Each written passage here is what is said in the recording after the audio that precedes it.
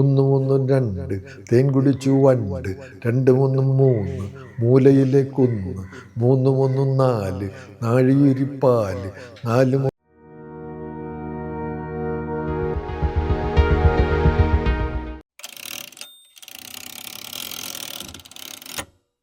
അപ്പോൾ ആ സാഹചര്യം ഒരു ദാരിദ്ര്യത്തിൻ്റെയും പട്ടിണിയുടെയും ഒരു കാലഘട്ടം തന്നെ. അത് പൂർണ്ണമായിട്ടും മാറാത്ത ഒരു കാലഘട്ടത്തിലാണ് നമ്മളിങ്ങനെ പഠിക്കാൻ പോയിരുന്നത്. പഠിക്കാൻ പോയപ്പോൾ ഞാൻ പറഞ്ഞതുപോലെ പുസ്തകങ്ങളൊന്നുമില്ല.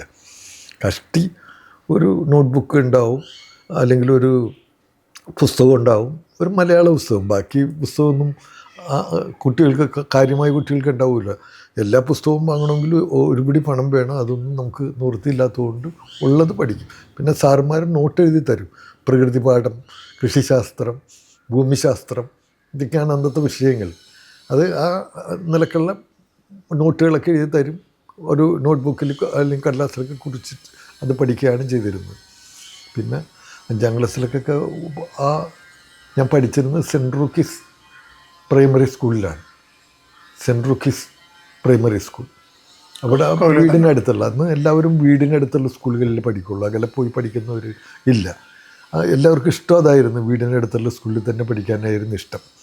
അപ്പോൾ പഠനം അവിടെ 5ാം ക്ലാസ് കഴിഞ്ഞപ്പോൾ ഞാൻ പിന്നെ സെൻറ്റ് മേരീസ് സ്കൂൾ, പിന്നെ ഈ അടുത്ത് ഉള്ള ഒരു UP സ്കൂൾ ഇതാണ്. ഇപ്പോൾ ഇവിടേക്കാണ് വന്നത്.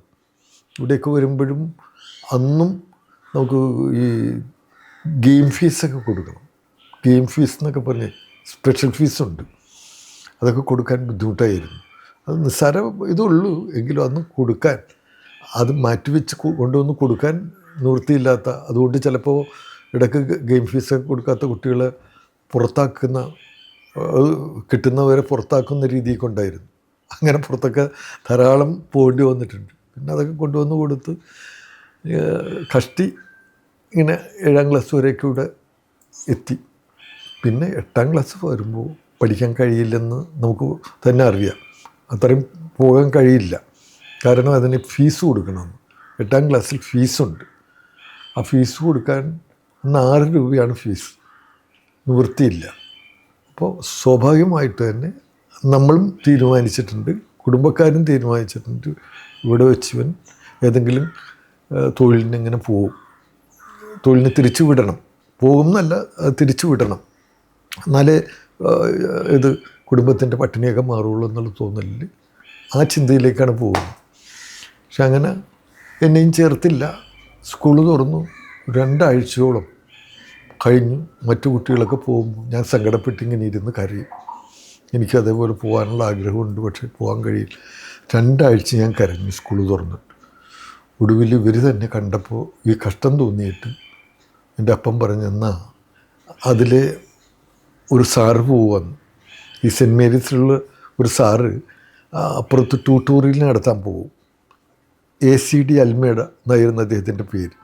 അവിടെ ഒരു ഫ്രാൻസ് ട്യൂട്ടോറിയൽ എന്ന് പറഞ്ഞ് അദ്ദേഹം നടത്തിയിരുന്നു. അപ്പം എല്ലാ ദിവസവും ഞങ്ങളുടെ വീടിൻ്റെ മുറ്റത്തൂടിയാണ് നടന്നു പോകുന്നത്. അപ്പോൾ ഇനി ഇവനെ ചേർക്കാൻ എന്താണ് വഴി എന്ന് ആ സാറിനോട് എൻ്റെ അപ്പൻ ചോദിച്ചു. 2 ആഴ്ച സ്കൂളൊക്കെ തുറന്നു പ്രവർത്തനമായി. ഇനി ഇവൻ കരച്ചിലാണ്, അതുകൊണ്ട് ഇവനെ സ്കൂളിൽ ചേർക്കാൻ എന്തെങ്കിലും വഴിയുണ്ടോ എന്ന് ചോദിച്ചപ്പോൾ അങ്ങേര് പറഞ്ഞു, DEOൻ്റെ അനുവാദം വേണം ഇനി ചേർക്കണമെങ്കിൽ. ആ DEOൻ്റെ അനുവാദം വാങ്ങി ആ സ്കൂളിലുമായിട്ട് ബന്ധപ്പെട്ടിട്ട് ചെന്ന് അവിടെ പറഞ്ഞാൽ ചേർക്കും. അതിന് അഡ്മിഷൻ ഫീസൊക്കെ ഉണ്ട്. അതൊക്കെ അങ്ങനെ അപ്പൻ സ്കൂളിൽ ചെന്ന് അന്വേഷിച്ചപ്പോൾ അഡ്മിഷൻ ക്ലോസ് ഒന്നും ചെയ്തിട്ടില്ല. ചേർക്കണമെങ്കിൽ ചേർക്കാൻ, താല്പര്യമുള്ള കുട്ടിയാണെങ്കിൽ ചേർക്കാം. അതിന് ഈ DEOയുടെ അനുവാദം വേണം. അന്ന് DEO ഇരിങ്ങാലക്കുടയാണ് DEO ഓഫീസ്. എൻ്റെ അപ്പൻ ജോലിയൊക്കെ കളഞ്ഞ് ഒരു ദിവസം വളരെ ബുദ്ധിമുട്ടി. അന്ന് ഇരിങ്ങാലക്കുടയൊക്കെ എത്താമെന്ന് പറഞ്ഞാൽ വളരെ ബുദ്ധിമുട്ടുള്ള കാര്യമാണ്. ഇരിങ്ങാലക്കുടയിൽ പോയി വീണ്ടും എന്നെ സ്കൂളിൽ 8ാം ക്ലാസ്സിൽ ചേർക്കുന്നതിനുള്ള അനുവാദം വാങ്ങി വന്ന് അങ്ങനെ സ്കൂളിൽ ചേർത്തെന്ന് പറഞ്ഞാൽ ഫീസ് എങ്ങനെ കൊടുക്കുമെന്നൊന്നും നിവൃത്തിയില്ല. പക്ഷേ വളരെ ബുദ്ധിമുട്ടി. അപ്പൻ പലരോടൊക്കെ പറഞ്ഞും പലരുടെ ഒത്താശയോടുകൂടിയും അവരുടെ സഹായത്തോടുകൂടിയൊക്കെയാണ് പഠിച്ചത്. സാറന്മാരും എനിക്ക് വേണ്ടി പോക്കറ്റിൽ നിന്ന് കാശ് എടുത്ത് ഫീസ് വരവ് വെച്ചിട്ടുണ്ട്. അതിലൊരാൾ ധർമ്മ മാസ്റ്ററാണ്, ധർമ്മരത്ന മാസ്റ്റർ. ഞാനത് എപ്പോഴും പറയുമായിരുന്നു, എനിക്ക് കൃത്യമായിട്ട് അറിയാവുന്ന കാര്യമായിരുന്നു. ഞാൻ അവസാനിപ്പിച്ച് പോന്നിട്ടും കുട്ടികളെ വിട്ട് എൻ്റെ വീട്ടിൽ നിന്ന് വിളിപ്പിച്ച് സാറ് കാശ് നീ കൊടുത്തതാണെന്ന് അവിടെ സാറിൻ്റെ കയ്യിൽ നിന്ന് കാശ് വെച്ചിട്ട് മറ്റു കുട്ടികളെ അറിയാതിരിക്കാൻ വേണ്ടി നീ നേരത്തെ എൻ്റെ കയ്യിൽ ഫീസ് തന്നതാണെന്ന് പറഞ്ഞ് എല്ലാവരെയും കാണിച്ച് രംഗമൊക്കെ ഓർക്കും. ധർമ്മരത്ന മാസ്റ്റർ ഞാനത് പലപ്പോഴും പറയാറുള്ളതാണ്. അപ്പം അങ്ങനെയൊക്കെ ഉള്ള സഹായത്തിൽ തട്ടിമുട്ടി ഇങ്ങനെ SLC ഒക്കെ പാസ്സായി. പിന്നെ SLC പാസ്സായി കഴിഞ്ഞപ്പോൾ പിന്നെ എനിക്കപ്പോഴേക്കും ഒരു അധ്യാപകനാകണമെന്നുള്ളൊരു മോഹമൊക്കെ മനസ്സിൽ ഉണ്ട്. അത് മിക്കവാറും ഹൈസ്കൂളിലൊക്കെ ചെന്നപ്പോൾ എനിക്ക് ഒരു അധ്യാപകനാകണം, അധ്യാപകരെയൊക്കെ കാണുമ്പോഴുള്ള സന്തോഷവും അവർ പഠിപ്പിക്കുന്നത് കാണുമ്പോഴുള്ള കൗതുകവും ഇതൊക്കെ മനസ്സിലാക്കിയിട്ടൊരു അധ്യാപകൻ. നടക്കാത്ത കാര്യമാണെന്നറിയാം, എങ്കിലും ഒരു വലിയ സ്വപ്നം, ആകെ ഉണ്ടായിരുന്ന ഏറ്റവും വലിയൊരു സ്വപ്നം എൻ്റെ മനസ്സിലുണ്ടായിരുന്നു ഒരു അധ്യാപകനാകണമെന്ന്. എത്താൻ സാധിക്കില്ലെന്ന് ആണെങ്കിലും അങ്ങനെ ഒരു വലിയ മോഹം മനസ്സിൽ വെച്ചു. അങ്ങനെ SLC ഒക്കെ പാസ്സായി കഴിഞ്ഞപ്പോൾ മൂത്തകുന്നത്ത് ട്രെയിനിങ് സ്കൂളുണ്ടെന്ന് മനസ്സിലാക്കി. ഞാൻ അവിടേക്ക് ഒരു അപേക്ഷ അയച്ചു. കൃത്യമായിട്ട് ആ സമയമായപ്പോൾ ഒരു ചുവന്ന കാർഡ് ഞാനിപ്പോഴും ഓർക്കുന്നുണ്ട്, അഡ്മിഷനുള്ള കാർഡ്, അതിൽ കൊണ്ടുപോകേണ്ട തുകയൊക്കെ എഴുതിയിട്ടുണ്ട്. ഇതൊക്കെ ഇട്ട് വരാൻ പറഞ്ഞ് കാർഡ് ഞാൻ ആദ്യം കാണിച്ചത് എന്നെ ഇവിടെ ഈ UP സ്കൂളിൽ പഠിപ്പിച്ചിരുന്ന ഒരു സാറുണ്ട്, ജോർജ് സാറ്. ഒരു സാറിന് പറഞ്ഞാൽ ഇതവിടെ ചേരാനുള്ള ഇതാണ്, കാർഡാണ്, വേഗം പോയി ചേരണം. വീട്ടിൽ കൊണ്ടുവന്ന് കാണിച്ചപ്പോൾ ഒരു നിവൃത്തിയില്ല മോനെ, ഇനി നമുക്ക് ഫീസൊക്കെ കൊടുക്കണം, ഇപ്പോൾ ഇതിനെ തന്നെ ചേരണമെങ്കിൽ ഫീസൊക്കെ വേണം, ഇതൊന്നും നിവൃത്തിയില്ല, 2 കൊല്ലം പഠിക്കണം, ഇത് നടക്കുന്ന കാര്യമല്ല, അതുകൊണ്ട് നമുക്ക് ഇത് ഉപേക്ഷിക്കാം, നീ എന്തെങ്കിലും കൈത്തൊഴിൽ പഠിക്കും, അതിനുള്ള അന്വേഷണമൊക്കെ ഞാൻ നടത്താൻ ആരെങ്കിലും ഏൽപ്പിക്കാം എന്നപ്പം പറഞ്ഞു. അവിടെ വെച്ച് പഠനം നിർത്തി. കൈത്തൊഴിലൊക്കെ പഠിക്കാനുള്ളൊരു ശ്രമമൊക്കെ ഞാൻ നടത്തിയെന്നല്ലാതെ ഞാൻ അതിലൊന്നും വിജയിച്ചില്ല. കാരണം അന്നത്തെ അത്ര ആരോഗ്യവാനായ ഒരു കുട്ടിയായിരുന്നില്ല, ഇതുകൊണ്ട് ആ കാര്യങ്ങളൊന്നും വേണ്ടത്ര വിജയിച്ചില്ല. ഇങ്ങനെ ഇരിക്കെ ഒന്ന് 10ാം ക്ലാസ് പാസ്സായാലൊക്കെ ഒരു ഡിമാൻഡുള്ള കാലമാണല്ലോ. ട്യൂഷനൊക്കെ വിളിക്കും, ചില കുട്ടികൾ വീട്ടിൽ വരും, 2-3 വീടുകളിൽ ഞാൻ പോയി പഠിപ്പിച്ചിരുന്നു. അപ്പം നമുക്ക് തൽക്കാലം ഒരു ഷർട്ട് മുണ്ടൊക്കെ വാങ്ങാനുള്ള കാശും ഇതൊക്കെ ഈ ട്യൂഷനും കൊണ്ട് കിട്ടും അത്യാവശ്യം. പിന്നെ അന്ന് വായനയും ഉള്ള താല്പര്യവും ഇതൊക്കെ കൊണ്ട് അങ്ങനെ പോയി. ആ കാലത്ത് തന്നെ ആർട്സ് ക്ലബ്ബ് പ്രവർത്തനങ്ങളിലൊക്കെ ഏർപ്പെട്ടു. അപ്പോൾ സ്കൂളിൽ പഠിച്ചിരുന്ന കാലത്ത് തന്നെ നാടകങ്ങളിലൊക്കെ ഉണ്ട്. ആ കലയായിട്ടുള്ള ബന്ധങ്ങളൊക്കെ ഉണ്ട്, കയ്യെഴുത്ത് മാസികയായിട്ടുള്ള ബന്ധം, ഇതൊക്കെ നമ്മളെ നന്നായിട്ട് സഹായിച്ചിരുന്നു. ഇതൊക്കെ വെച്ച് പള്ളിപ്പുറം ജനത ആർട്സ് ക്ലബ്ബ് ഉണ്ടെന്ന് അവർ നേരത്തെ തന്നെ, ഞാൻ 7ാം ക്ലാസ്സിൽ പഠിക്കുമ്പോൾ തന്നെ എന്നെ ഒരു കൊച്ചു റോളിൽ അവരൊരു നാടകത്തിൽ അഭിനയിച്ചു, ജീവിതം എന്ന് പറഞ്ഞൊരു നാടകത്തിൽ അഭിനയിപ്പിച്ചിട്ടുണ്ടായിരുന്നു. ഇതൊക്കെ വെച്ച് 10ാം ക്ലാസ്സൊക്കെ പാസ്സായി കഴിഞ്ഞപ്പോൾ അവർ എൻ്റെ അപ്പനോ ഇവിടെ വന്ന് പറഞ്ഞു, ഇവന് ക്ലബ്ബിൽ ചേർക്കണം, ജനത ആർട്സ് ക്ലബ്ബ് ഞങ്ങളെല്ലാവരും കൂടി നടത്തുന്നതാണ്, അവിടെ നാടകമൊക്കെ പഠിക്കാം, അപ്പോൾ പല കാര്യങ്ങളൊക്കെ ഉണ്ട്, ഇൻസ്ട്രുമെൻറ്റ്സൊക്കെ പഠിപ്പിക്കുന്നുണ്ട്. അപ്പോൾ പറഞ്ഞ് ഞാൻ അവിടെ ആയി അതിൻ്റെ സെക്രട്ടറിയുമായി, പെട്ടെന്ന് സെക്രട്ടറിയായി. പിന്നെ ആ നാടകലോകമൊക്കെ ആയിട്ട് നടന്ന് ട്യൂഷനും നാടകവും ഈ കലാപ്രവർത്തനങ്ങളൊക്കെ ആയിട്ട് കുറേ കാലം കഴിഞ്ഞു. അതിനിടയിൽ ഞാൻ ഇവിടുന്ന് ഒരു പ്രത്യേക സാഹചര്യത്തിൽ ഇവിടുന്ന് പോകേണ്ടി വന്നു. 2 കൊല്ലം ഇവിടെ ഉണ്ടായില്ല. കാഞ്ഞങ്ങാട് എന്ന് പറഞ്ഞ സ്ഥലത്തേക്ക് പോയി. അത് ശരിക്കും ഞാനങ്ങനെ മറച്ചു വയ്ക്കുന്നൊരു കാര്യമാണ്. ഒരു സ്ത്രീയെ രക്ഷിക്കാൻ വേണ്ടി പോയതാണ്. ഞാൻ ട്യൂഷൻ പഠിപ്പിക്കാൻ പോയിരുന്ന വീട്ടിലുള്ളൊരു സ്ത്രീയാണ്. അവരുടെ ഭർത്താവ് മരിച്ചു പോയിട്ട് അവിടെ ആങ്ങളുടെ വീട്ടിലാണ് കഴിഞ്ഞിരുന്നത്. ആ ആങ്ങളുടെ വീട്ടിലാണ് ഞാൻ ട്യൂഷൻ പഠിപ്പിക്കുന്നത്, മക്കളുടെ ട്യൂഷൻ. ഇവരുമായിട്ടൊക്കെ നല്ല സ്നേഹവും അടുപ്പവും ബന്ധമൊക്കെ വന്നതിന് ശേഷം ആണ് ഇവരുടെ കഥയൊക്കെ അറിയുന്നത്. ഇവർ ഒരാളായിട്ട് അടുപ്പമാണ്, വീട്ടുകാരതിന് കട്ടായമായ എതിരാണ്. അതുകൊണ്ട് ഇവർ എങ്ങനെയെങ്കിലും ഇവിടുന്ന് രക്ഷപ്പെട്ട് അയാളുടെ അടുത്തെത്തണമെന്നൊക്കെ ആഗ്രഹിച്ചിരിക്കുന്ന കാലവും. ഈ കാലത്ത്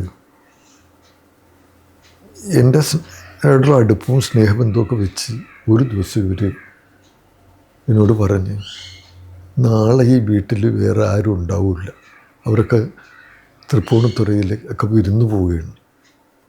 നാളെ എനിക്ക് ഇവിടുന്ന് രക്ഷപ്പെടാൻ പറ്റിയ ദിവസവും എന്നെ രക്ഷപ്പെടുത്താൻ നീയല്ലാതെ ഒരാളും ഇല്ല. നിനക്ക് മാത്രമേ എന്നെ ഇവിടുന്ന് രക്ഷിക്കാൻ കഴിയുള്ളൂ. അല്ലെങ്കിൽ ഞാൻ നാളെ ഉണ്ടാകില്ല. ഈ മാവിൻ കൊമ്പത്ത് ഞാൻ തൂങ്ങി മരിച്ചു കിടക്കുന്നത് നീ കാണും. ഇത്രയും എനിക്ക് പറയാനുള്ളതെന്ന് പറഞ്ഞു. ഞാൻ വളരെ ചെറുപ്പപ്രായമാണല്ലോ. എനിക്ക് ഇവരെ ആയിട്ടുള്ള അടുപ്പും സ്നേഹമൊക്കെ കൊണ്ട് വലിയ ബഹുമാനമാണ്. ഇവരുടെ വാക്കിനെ തട്ടിക്കളയാനും പറ്റുന്നില്ല. ഞാൻ തൊട്ടടുത്ത് എൻ്റെ ഒരു സുഹൃത്ത് നാരായണദാസുണ്ട്. ആ നാരായണദാസൊക്കെ വഴിയാണ് ഞാനിവിടെ ട്യൂഷനൊക്കെ വന്നത്. അവനും അവൻ്റെ അമ്മയോടൊക്കെ ഈ വിവരം പറഞ്ഞപ്പോൾ, മോനെ നിൻ്റെ ജീവിതം അതോടുകൂടി തൊലയും, നീ ഒരിക്കലും അങ്ങനെ അവൾ പറയുന്നത് കേട്ട് പോകരുത്. പോയാൽ അവർ നിന്നെ തല്ലിക്കൊല്ലും. ഭയങ്കരന്മാരാണ്, വെടിവെച്ച ആളുകളെ വെട്ടിയൊക്കെ കൊല്ലുന്ന ആളുകളാണ്. അതുകൊണ്ട് നീ അതിന് നിൽക്കരുത് മോനെ എന്ന് പറഞ്ഞ് എന്നെ കട്ടായമായിട്ട് പറയും. എനിക്ക് ഊണും ഉറക്കമില്ല. പിന്നെയും ഒരു കത്ത് അവർ കൊടുത്തയച്ച് കുറേ ഗോൾഡും ഇതൊക്കെ ആയിട്ട്. എൻ്റെ ഇത് അവസാനത്തെ കത്താണ്. എന്നെ രക്ഷിക്കാൻ ഉള്ള പണം നിനക്ക് കാശ് കയ്യിലില്ലെങ്കിൽ ഒരു വണ്ടി ഏർപ്പാട് ചെയ്യാനായിട്ടുള്ള പണത്തിന് വേണ്ടി ഞാൻ 2 സ്വർണ്ണമാല കൊടുത്തയക്കുന്നുണ്ട്. ഇത് നീ എവിടെയെങ്കിലും വിറ്റ് ഇത് ചെയ്യണമെന്നൊക്കെ പറഞ്ഞു. അങ്ങനെ ഞാൻ എങ്ങനെ ഇത് എനിക്ക് ആത്മധൈര്യം വന്നു, എങ്ങനെ ഇതൊന്നും. ഞാൻ അന്ന് ടാക്സിയൊക്കെ ഒന്നും നമ്മുടെ നാട്ടിലില്ല. എവിടുന്നോ വന്ന ഒരു ടാക്സി കാരണം ഒരു കാര്യമൊക്കെ പറഞ്ഞ് പിറ്റേ ദിവസം അമ്പലനടയിൽ വരാൻ പറഞ്ഞു. അവിടെ വെച്ച് ഇവരും അവർക്ക് ആദ്യത്തെ 2 മക്കളുണ്ടായിരുന്നു. ആ മക്കളൊക്കെ ആയിട്ട് ഞങ്ങളിങ്ങനെ പോയി. അത് പിന്നെ പോലീസൊന്നും വഴിയിൽ കരച്ചിൽ കേട്ടാലും ശ്രദ്ധിക്കുന്നൊരു കാലമല്ലാത്തതുകൊണ്ട് ഇങ്ങനെ കാഞ്ഞങ്ങാടെന്ന് പറഞ്ഞാൽ എവിടെയാണെന്ന് പറഞ്ഞുകൂടാ. പോയി പോയി പോയി പോയി ഓടി വൈകുന്നേരം അവിടെ എത്തി. പിന്നെ ഒരുപാട് സംഭവവികാസങ്ങൾ അതിനിടയിലുണ്ട്, അത് ഞാൻ പറയുന്നില്ല. അവിടെ ഞാൻ 2 കൊല്ലം ഇവരുടെ ഒപ്പം ജീവിച്ചു. നാട്ടിലേക്ക് തിരിച്ചു വരാൻ പറ്റില്ല. അതിനിടയ്ക്ക് പോലീസ് കേസ് ഉണ്ടായിരുന്നു. പോലീസ് മുൻപ് സ്റ്റേഷനിൽ നിന്ന് അവിടെ അന്വേഷിക്കാൻ വന്നു. അപ്പോൾ എൻ്റെ കയ്യിൽ ഈ കത്തുണ്ടായിരുന്നു ഇവരുടെ. ആ കത്തൊക്കെ ഉള്ളതുകൊണ്ട് നിഷ്കളങ്കരാണ്, അതിൽ നല്ലൊരു കാര്യമാണ് ചെയ്തിട്ടുള്ളത് എന്നൊക്കെ മനസ്സിലാക്കിയിട്ട് ഹെഡ് കോൺസ്റ്റബിൾ തിരിച്ചു പോന്നു. വിവരമൊക്കെ കുറിച്ച് തിരിച്ചു പോന്നു. പിന്നെ നാട്ടിൽ ഞാൻ 2 കൊല്ലം കഴിഞ്ഞപ്പോൾ എൻ്റെ അപ്പൻ സുഖമില്ല, വളരെ ഇതാണ്, മോനെ കാണണം എന്നൊക്കെ പറഞ്ഞ് കത്തെഴുതിയപ്പോൾ അവർ തന്നെ നിർബന്ധിച്ച് എന്നെ ഇവിടേക്ക് കൊണ്ടുവന്നാക്കി. അപ്പോൾ അതിനിടയിലാണ്, അപ്പോൾ ടീച്ചേഴ്സ് ട്രെയിനിങ് ഒന്നും ഇല്ലല്ലോ. അവിടെ ഞാൻ ഈ കാഞ്ഞങ്ങാട് നിൽക്കുന്ന കാലത്ത് തൊട്ടടുത്തൊരു നീലേശ്വരം, നമ്മുടെ കാവ്യമാധവൻ്റെയൊക്കെ നീലേശ്വരത്തൊരു ട്രെയിനിങ് സ്കൂളുകളായിട്ട് അറിഞ്ഞു. ഞാനപ്പോൾ അവിടെ ഉള്ള കാലത്ത് തന്നെ ഒരു അപേക്ഷ അയച്ചിട്ട് അവിടുന്ന് എനിക്ക് കാർഡ് വന്നു. നീലേശ്വരത്തേക്കാണ് അപേക്ഷിച്ചതെങ്കിലും നീലേശ്വരത്ത് പെൺകുട്ടികൾ മാത്രം പ്രവർത്തിക്കുന്ന സ്കൂളായതുകൊണ്ട് തലശ്ശേരി പാലയാട് ഗവൺമെൻറ് TTIയിലേക്ക് ചേരാൻ പറഞ്ഞ് കാർഡ് വന്നു. ഞാൻ അവിടെ പോയി ചേർന്നു. പല ഇതൊക്കെ ബുദ്ധിമുട്ടുകളൊന്നും ശ്രദ്ധിക്കാതെ അവിടെ പോയി ചേർന്നു.